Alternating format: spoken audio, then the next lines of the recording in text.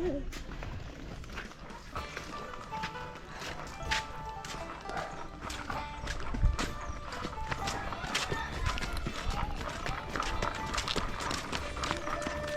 ยไปเฮือนมาเฮือนพูดอ่ะมันแล้วแม่ในตามาหงแล้ว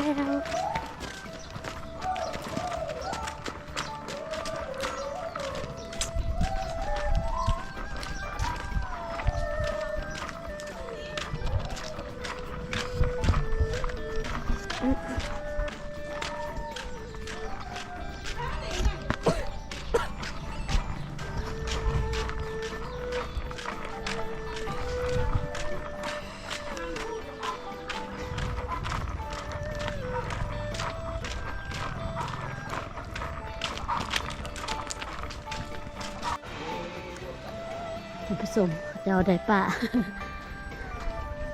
เอาได้ปลาไล่ใช่เนาะนี่แหละ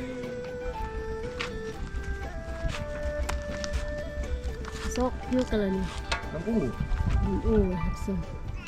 ได้จักโลแล้วมันนี้ปลา3 กิโล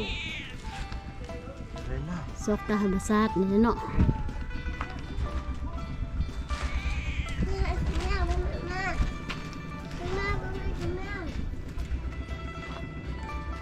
ห้าวมาใจอยู่เพื่อนได้เนาะ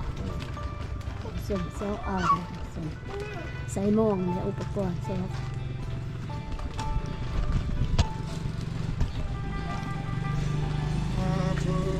หลักลูกเขาไป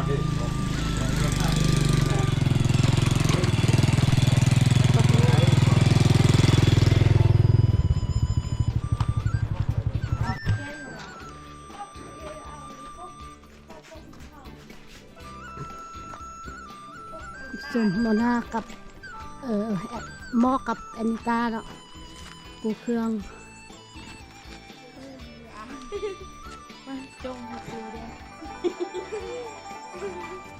เมื่อ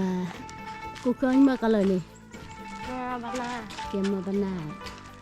มาซักเนาะมาเขียนคลิปเดี๋ยวทำส่งบรรณาบ่มีไฟฟ้าเนาะเขาใช้เซลล์เซลล์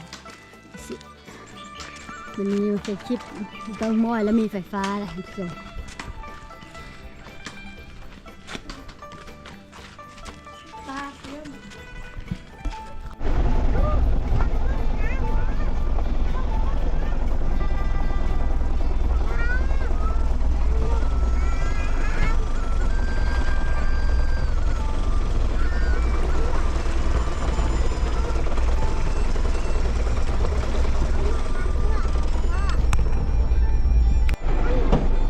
มาชมพาได้น้อยมาอาบน้ำทำกลาง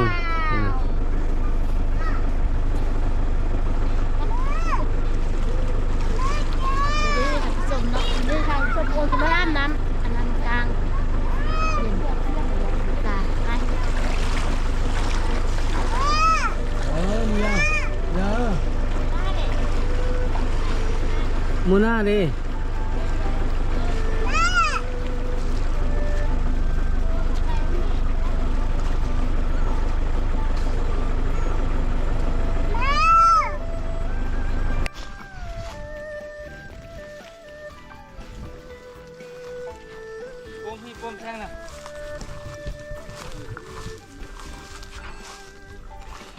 มาอีเมป้ม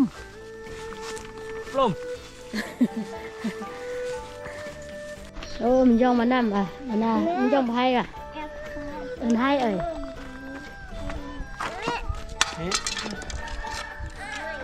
เนี่ยกินนมอ่ะพออาทานตัวนี้ครบอยู่นี่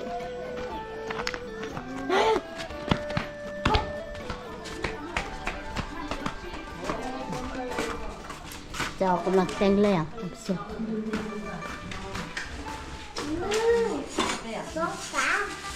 เอาอ่อนเต้บอกโลไปเลยไปต้นเขาละซองเจ้าละไปต้นเขาอันนี้เขาเจ้ากินเนื้อเนาะมีต้นหนอต้นเนื้อมักแตงกินแน่งาไปกินเนาะนกคม นั่นมันอันนั้นมันมักแตงนี่มักแตง มักแตง จะพูดไปเลยตัดเลยมันนะมักแตงนี่ แตง ชิ ย่าม ง แจ่ม น่ะคือว่าเบ้าแท้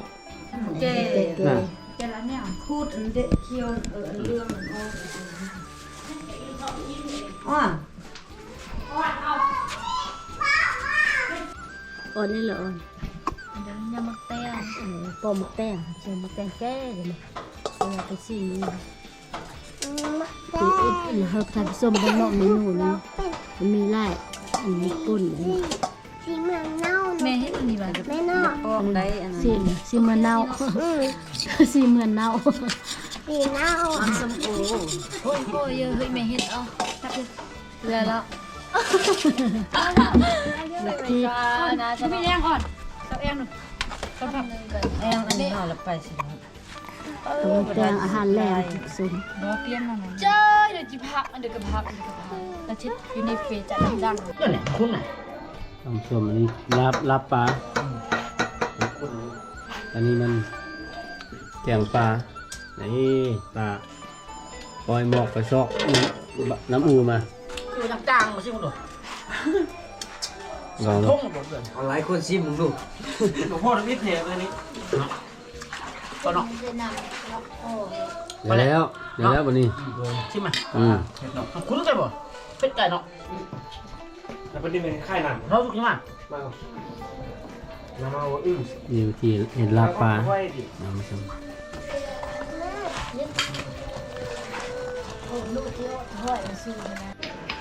มาชิมเอาละเสื้อสมพมเราบุกเสื้อได้นำมันพ่อเนาะ โอเค